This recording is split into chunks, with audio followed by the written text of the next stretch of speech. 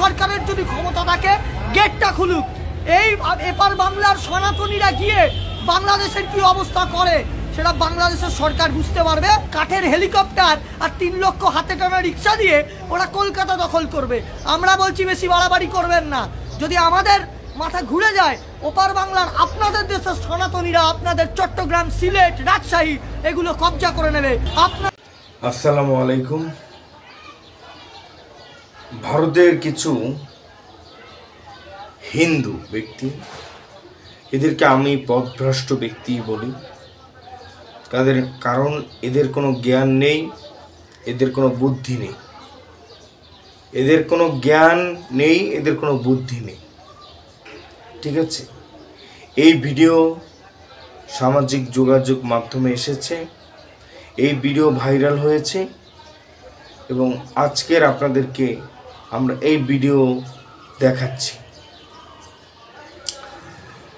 এখানে ওরা বলছে যে 15 মিনিটের ভিতরে বাংলাদেশ নাকি তারা সাফ করে দেবে।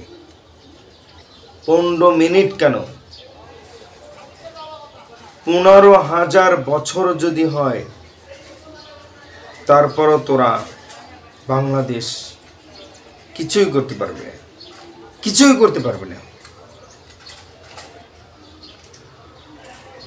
মানে এদের সাহস দেখে আমরা অবাক। এদের সাহস কিভাবে হয়?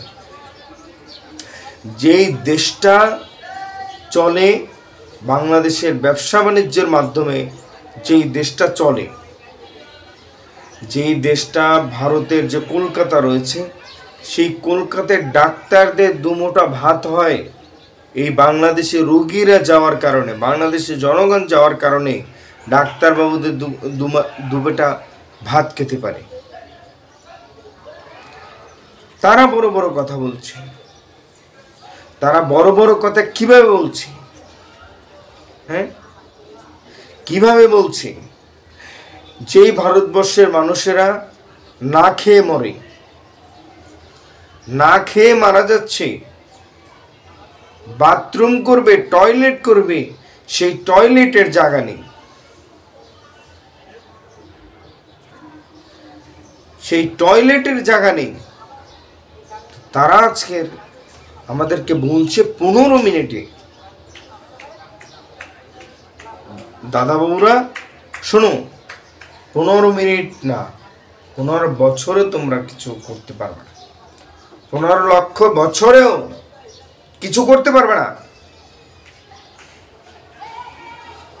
তোমাদের সমর্থিত একটি সরকার আমাদের দেশে ছিল, আমরা তাকে সরিয়ে দিয়েছি।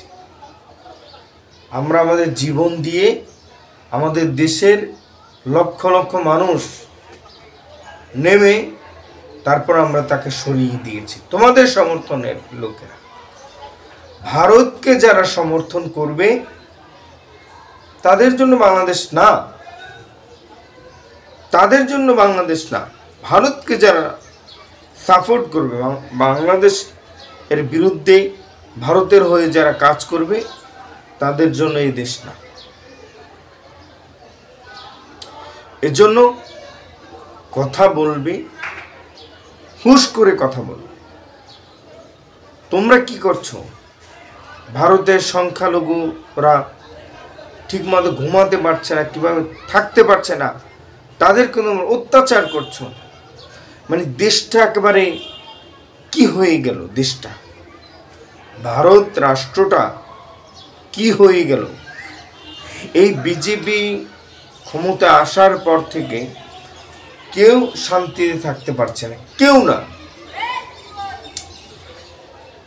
সাধারণ শুধু হিন্দুরা শান্তিতে থাকতে পারছে, আর অন্য কোনো ধর্মের লোকেরা সেখানে শান্তিতে ঘুমাতে পারছে না, থাকতে পারছে না। বাড়ি দখল করে নিচ্ছে, জায়গা জমি দখল করে নিচ্ছে। তো এই দিবা স্বপ্ন দেখুন, ইউনূস সরকার যে তোমাদেরকে যে সাহায্য করছে ভারতকে, সেটা যে বন্ধ করে দেয়, তাহলে তোমরা কোথায় যাবে? তোমরা কোথায় যাবে? তোমরা বলছো যে বাংলাদেশের চারপাশটাকে তোমরা ঘেরাও করে রেখেছো। আরে বেটা, তোমাদের চারপাশ চীন ঘেরাও করে রেখেছে, চীন, পাকিস্তান ঘেরাও করে রেখেছে, হ্যাঁ, আফগানিস্তান ঘেরাও করে রেখেছে, মিয়ানমার ঘেরাও করে রেখেছে, বাংলাদেশ ঘেরাও করে রেখেছে তোমাদেরকে। তোমরা কোথায় যাবে? তোমার দেশের সাথে যদি যুদ্ধ হয়, ওই চীনের যদি যুদ্ধ হয়, তাহলে তোমরা কোথায় যাবে? কোথায় পালাবা? পালানোর কোনো রাস্তা আছে তোমাদের? কোনো জায়গা আছে তোমরা বের হওয়া? সেই জায়গা নেই তো, সেই জায়গা নেই। কাজেই বলবো, অনেক বাড়াবাড়ি করছো, অনেক বাড়াবাড়ি করছো। এসব বাড়াবাড়ি এখন ইউনূস সরকারকে বলবো, বাংলাদেশের ইউনূস সরকারকে বলবে এদেরকে কঠোর হাতে এদেরকে জবাব দেন, কঠোর হাতে এদেরকে জবাব দেন। এদেরকে কোনোভাবেই ছাড় দেওয়া যাবে না, কোনোভাবেই এদেরকে ছাড় দেওয়া যাবে না। এরা আমাদেরকে ছোট মনে করে, এরা আমাদেরকে ছোট মনে করে।